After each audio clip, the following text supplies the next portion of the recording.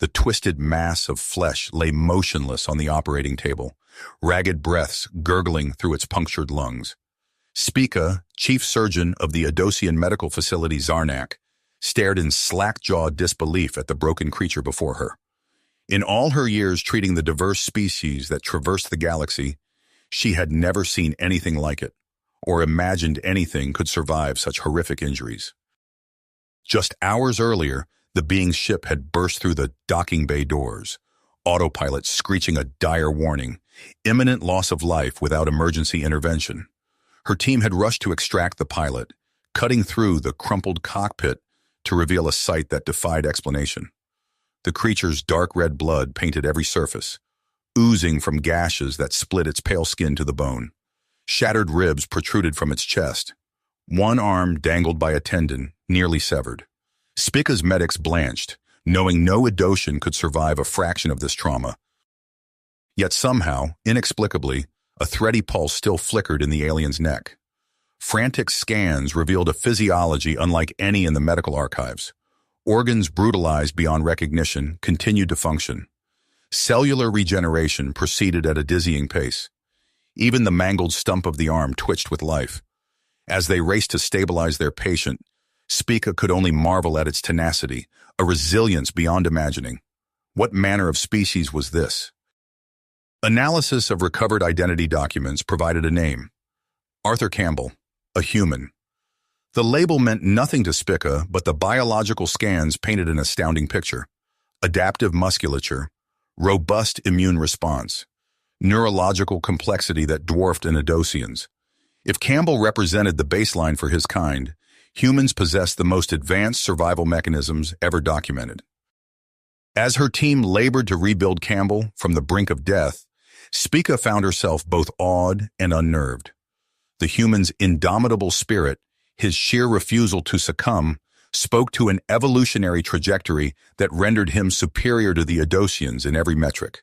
She couldn't help but wonder what would happen if humanity ever turned its gaze toward her people. The consequences would be unthinkable. A strangled gasp ripped from Arthur Campbell's throat as consciousness crashed over him like a tidal wave. His eyes snapped open, darting wildly as they strained to focus in the harsh white light. Sterile walls, gleaming instruments, the acrid stench of antiseptic. This was no human hospital. Panic seized him, his battered body screaming in protest as he lurched upright on the operating table. "Please, you must remain calm," a soothing voice implored. Campbell's head whipped toward the source, his heart hammering against his mending ribs. The alien, for it could only be an alien, regarded him with luminous amber eyes, its thin, angular features arranged in an expression of concern. "You are safe here. I am Spica, the surgeon who treated your injuries." Campbell's mind reeled, fragments of memory swirling like broken glass. The ambush, the desperate flight, the searing agony as his ship shattered around him. He should be dead. No human could survive what he had endured. Yet here he stood, alive and healing, in the custody of an unknown species. "What are you?" he rasped, his voice rough with disuse. "Where am I?"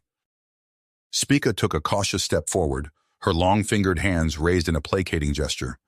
"You are on the planet Edos, in the Zarnak medical facility. I am an Adosian, and I have spent the last several days working to repair the extensive damage to your body."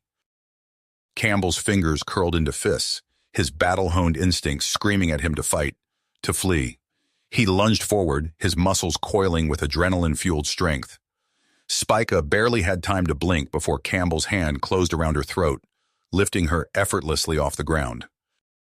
"I want answers," Campbell growled, his grip tightening. "What do you know about humans? Why did you save me?" Spica scrabbled at his fingers, her eyes bulging. "Please," she choked out. "I mean you no harm. I was fascinated by your biology, your resilience.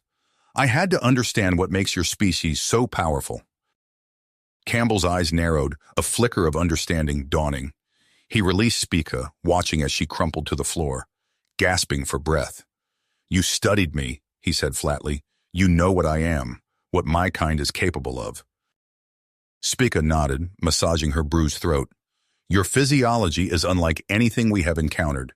The potential implications are staggering. If the Adosian government learns of your existence, they will stop at nothing to possess the secrets locked in your genes. A chill rippled down Campbell's spine. He had seen firsthand the brutality of interspecies conflict, the ruthless calculus of power on a galactic scale.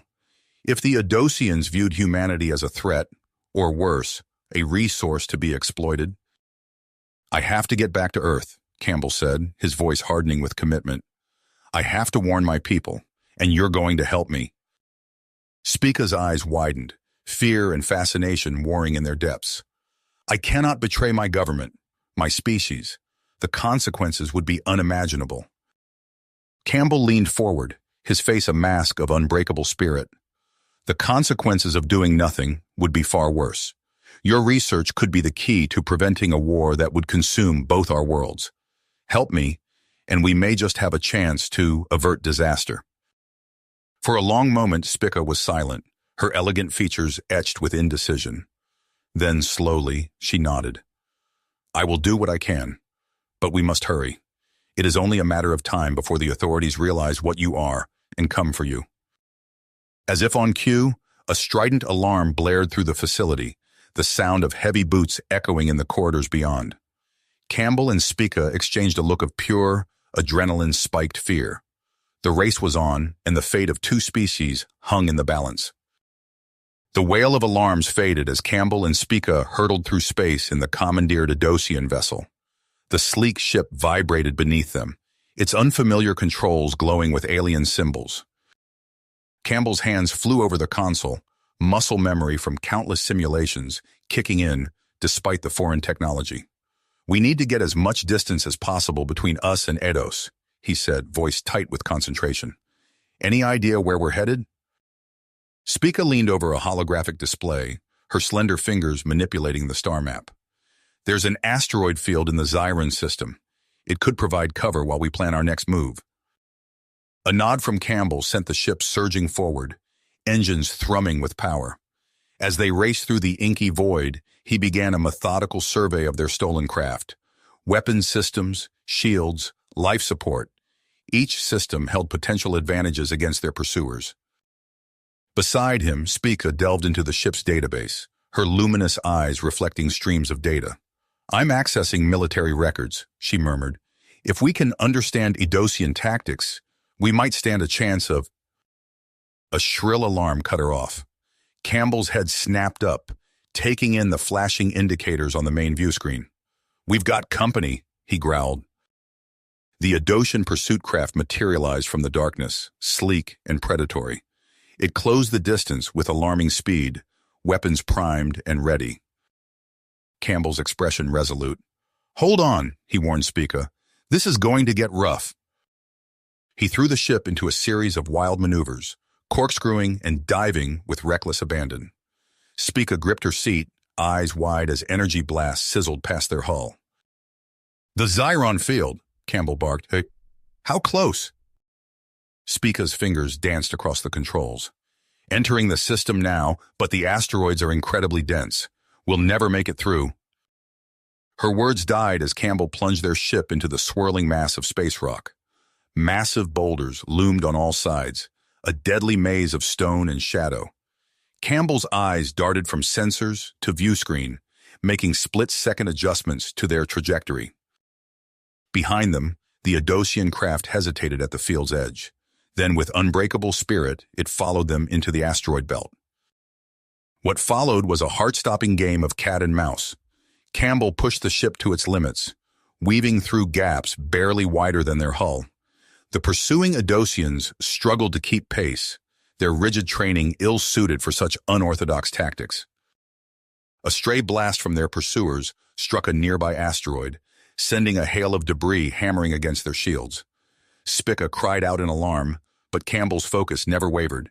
He banked hard, using the explosion as cover to double back on their own trail. The maneuver caught the Adosians off guard. Their ship clipped the edge of a massive boulder, sending it into an uncontrolled spin. As Campbell and Spica watched, the crippled vessel collided with another asteroid in a brilliant flash of light. Silence fell in the cockpit, broken only by their ragged breathing. Campbell sagged in his seat, the adrenaline rush fading to leave him drained and aching. Spica stared at him, wonder and fear mingling in her alien features. "That was," she began, struggling to find the words. "I've never seen piloting like that. How did you—" Campbell managed a weary smile. "Human adaptability. We're good at thinking outside the box." As the immediate danger passed, they took stock of their situation. The Adosian ship, while damaged, was still functional. More importantly, they had bought themselves time to plan their next move. "We can't just run," Campbell said, his tactical mind already racing ahead. "We need to gather evidence, something concrete to prove the Adosian threat to Earth." Spica nodded slowly. "You're right, but how? The Adosian homeworld will be on high alert after our escape." Campbell's eyes gleamed with commitment. "Then we go straight to the source. We infiltrate the Adosian government itself." Before Spica could respond, a new alert chimed on the control panel. She leaned forward, brow furrowed in concentration. "It's a distress signal," she said, "from an Adosian research outpost. They're under attack." Campbell hesitated, torn between self-preservation and the instinct to help those in need. In that moment of indecision, the choice was made for him. The ship's sensors lit up with new contacts, a swarm of unknown vessels converging on the outpost location. "Looks like our plans just changed," Campbell muttered, hands already moving to set a new course. As they accelerated out of the asteroid field, he couldn't shake the feeling that they were hurtling towards something far bigger than they'd imagined.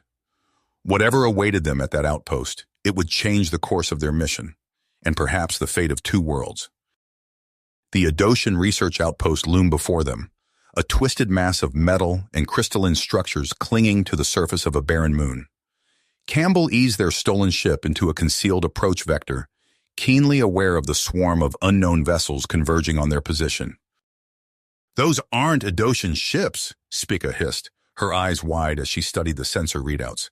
"The energy signatures, I've never seen anything like them." Campbell's fist tight. "Whoever they are, they're tearing that outpost apart. We can't just sit here and watch." A crackling transmission cut through the tense silence of the cockpit. "To any Allied vessels, this is Dr. Zelos of Adosian High Command. We are under attack by unknown hostiles. Our defenses are failing. Please, we need immediate assistance." Spica's fingers flew across the communications panel. "Dr. Zelos, this is Dr. Spica. We've intercepted your distress call. What's your situation?" "Spica?" Zelos' voice was thick with disbelief. "How? Never mind. We're pinned down in the central research hub. These creatures, they call themselves the Craxians. They're after our genetic research. You must not let them—" The transmission dissolved into static. Campbell's hands tightened on the controls. "Looks like we've found our way in. Hold on tight." He pushed the engines to their limit, streaking towards the outpost. Craxian fighters swarmed around them, energy weapons lancing through the void. Campbell's piloting was a blur of instinct and precision, weaving through the onslaught with preternatural skill. They crash-landed in a secondary hangar, the ship's hull screaming as it skidded across the deck.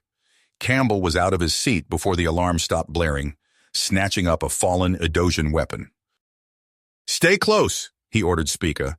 "We need to reach that central hub." The corridors of the outpost were a nightmare of flashing emergency lights and acrid smoke. Twice they encountered Craxian warriors, bulky reptilian creatures with cybernetic enhancements. Campbell dispatched them with ruthless efficiency, his human physiology granting him speed and strength that left Spica in awe. They found Dr. Zelos and his team barricaded in the heart of the facility. The Adosian scientist's eyes widened at the sight of Campbell. "A human? Here?"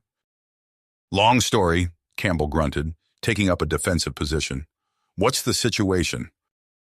Zelos gestured to a bank of computers. "The Craxians are after our research into adaptive genetics. If they obtain it, they could weaponize it," Spica finished, her voice grim. "Use it to enhance their own species or create biological weapons." A thunderous explosion rocked the outpost. Campbell's eyes narrowed. "We need to destroy that data and get you all out of here. But first, we need proof. Evidence of what these Craxians are up to. Zelos nodded, his long fingers dancing across a control panel. I can give you access to our secure servers. From there, you might be able to hack into the Craxian data core. But it's a suicide mission. Their stronghold is... We'll do it, Campbell interrupted, sharing a look with Spica. She nodded, grit etched on her alien features. What followed was a grueling battle through the heart of the Craxian invasion force. Campbell's combat skills were pushed to their limits, his body moving with fluid grace as he dispatched foe after foe. Spica proved her worth as well, using her scientific knowledge to improvise weapons and sabotage Craxian technology. They fought their way to the Craxian command ship, a towering monstrosity of organic metal and pulsing energy conduits. Inside, the true horror of the Craxians' plans became clear. Captive aliens writhed in nightmarish laboratories, their genes being twisted and reshaped. "This is monstrous," Spica whispered, her voice choked with revulsion. Campbell's face was a mask of grim drive. "Let's finish this." The Craxian data core was a living computer, a mass of neural tissue encased in a crystalline shell. Campbell jacked in, his mind flooding with an ocean of alien data.